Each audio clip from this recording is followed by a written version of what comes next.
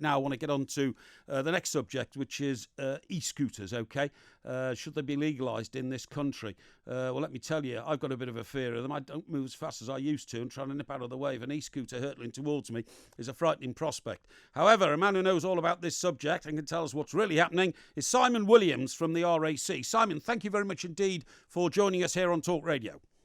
Afternoon, Mike. Thank you very much indeed. Simon, tell me this. First of all, as a man who represents what goes on the roads, do you think that e-scooters should be confined to the roads? Because I'm a little bit worried they're going to be dangerous if they're allowed to roam up and down pavements. Absolutely. We're very supportive of their use because they have the potential for really helping with solving our transport problems, Right.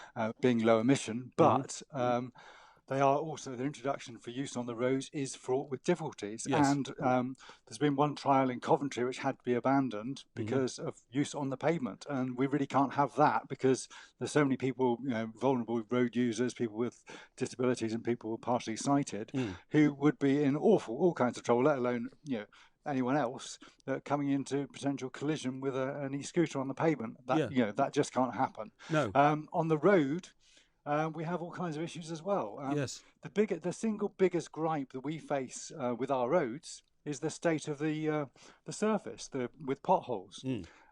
Bikes, bad enough on two wheels when you go over a pothole, but can you imagine the little wheels on a scooter?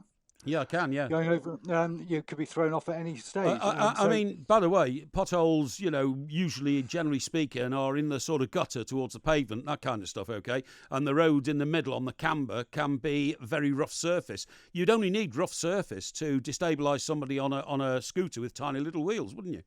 Absolutely, that's so concerning. I think if we can do our best to segregate them and let them use cycle lanes, that will help. But they are really brilliant things. They're very, very efficient. Yeah. So I think at the very least they're going to have lights and reflectors. I think they should be speed limited. I tell you what, Simon. It's some hope there about the lights. I've been complaining for years that people on bicycles, simply don't have lights anymore. They don't have lights on the front or the back. And if you're driving in the dark at night, you turn a corner. I mean, I've had bikes come within an inch of going across my bonnet because I just can't see them.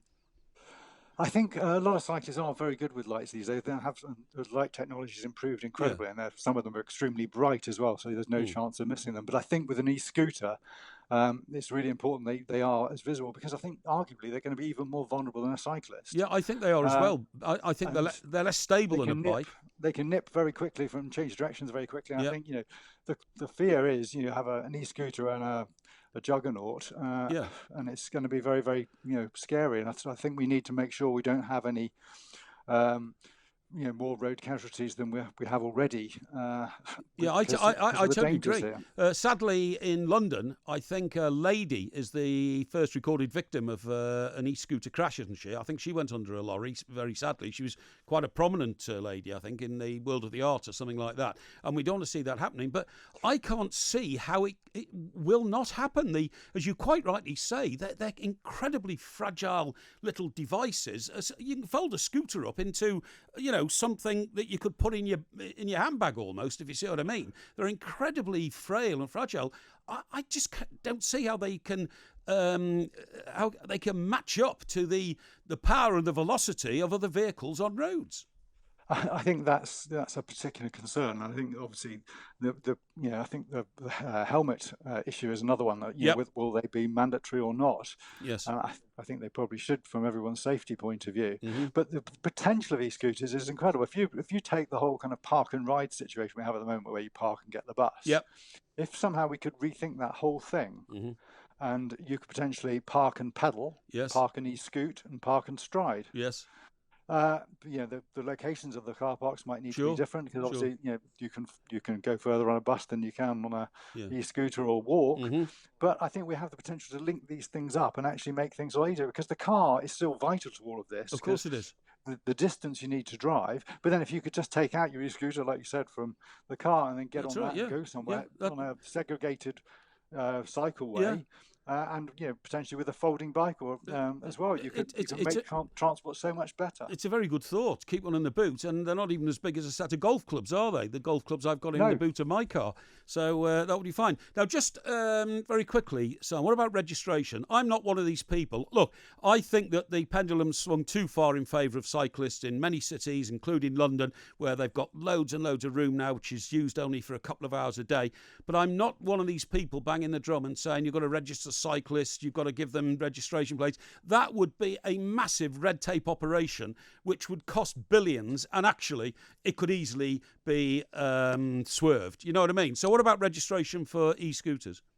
I think it would be extremely difficult due to the size of the scooter itself, and I think you're going to struggle with that definitely. And I think we have to kind of tread a sensible route here between kind of, as you say, administrating ourselves into a corner and actually making them practical and useful.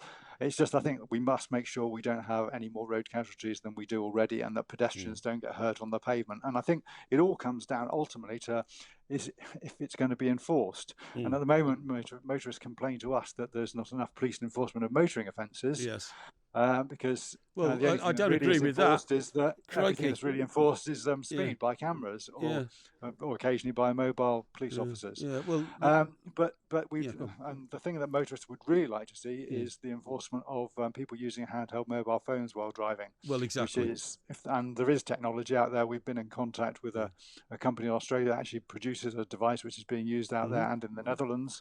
And we're hoping we'll see some kind of trial of that in this country at some point. Yeah, well, that would be great. Okay, thank you very much indeed, Simon. Simon Williams, the REC spokesman about e-scooters. You might have a view on e-scooters. You might want them banned altogether.